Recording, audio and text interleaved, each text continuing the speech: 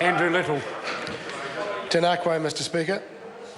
And my question is to the Premier Minister. Does he stand by his statement that, quotes, it is highly unlikely, actually, that the government will have to pay any more through Pharmac, but on the basis that it had to pay a tiny bit more, the government would fund that increase? End quotes. The Right Honourable Prime Minister. Speaker, I stand by my full statement, which was, as the member outlines, ending with, quote, the government would fund that increase because actually what would end up happening is that the government would earn a lot more revenue through tax revenue. Supplementary question, Andrew Little. Why does he say that patent extensions under the TPPA will only cost a tiny bit more, given that Pharmac says buying generics saves an additional $40 to $50 million every year? Is that what he means by a tiny bit? The Right Honourable Prime Minister. Well, I'm confident that Pharmac, both the structure will remain in place if New Zealand becomes a signatory to TPP, and also that for the most part they'll be able to continue to buy generics. But on the basis that they end up having to buy patented drugs for a little bit longer, Mr Speaker, you'll accept that Pharmac has quite an aggressive stance in the way it negotiates. It's quite capable of negotiating even better deals potentially across a wide number of drugs, and I'm not convinced it would actually pay a lot more. But if it did pay a little bit more, the government will fund that. New Zealanders will pay the same amount. Supplementary. Supplementary question, Andrew Little. Has he heard of the cancer drug Glyvac, which Pharmac used to spend $40 million a year on before it came off patent, reducing the cost to $2 million a year? And does he understand that if the TPPA extends patents by 7 years, it would cost Pharmac an extra $84 million a year just for that one medicine?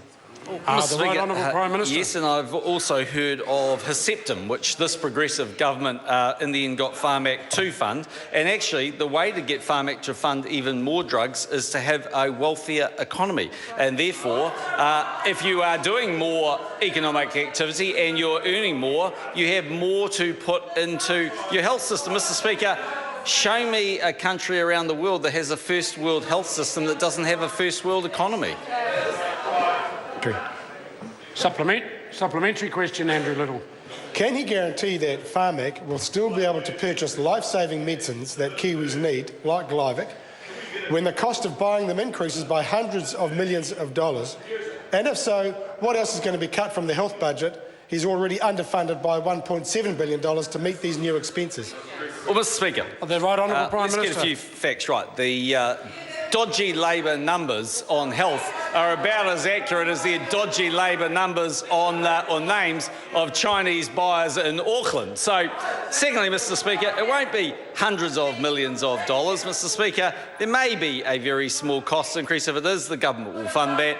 But, Mr Speaker, let's just test this for 1 second. Is the Labor Party now telling us they'd like to pull out of the China FTA that's had massive impacts on the New Zealand economy?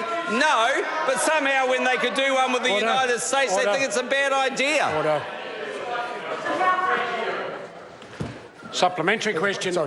Point of order, Mr Speaker. Point of order, Andrew Little. I seek leave to table a copy of the report from Infometrics from June this year, confirming that the real cost or real cut in spending, health spending to date has been $1.7 billion. Order. Before I put the leave, I just want to check with the member. Is that document freely available to members if they want? No, it's not. It's not on a website. I'll accept the member's word and put the leave. Leave is sought to table this Infometrics document. Is there any objection to it being tabled? There is none. It can be tabled. Supplementary question, Andrew Little. Why would he sign a deal that restricts free trade in life-saving medicines and, according to our negotiators, isn't going to achieve free trade for our dairy exports? Speaker, the Right Honourable Prime Minister. What a load of nonsense. I mean, the TPP started its negotiations under Helen Clark, who basically said this would be a good thing for New Zealand if we could get an FTA. Phil Goff, when he wasn't wandering his way to Riyadh telling them porkies about sheep deals. Order. I think I can anticipate the point of order. The member will stand and withdraw that comment. Order. On this occasion, I'll decide that, and the member will stand, withdraw, and apologise. I've done it. And apologised? I apologise. Thank you. Supplementary question. Order. Order. The House will now settle. Andrew Little, supplementary question. Mr. Speaker, given it's clear that the TPPA will make medicine more expensive for New Zealand taxpayers, why can't he just be straight with New Zealanders and tell us who will miss out, who will pay more, and what will be cut from the already ailing health sector?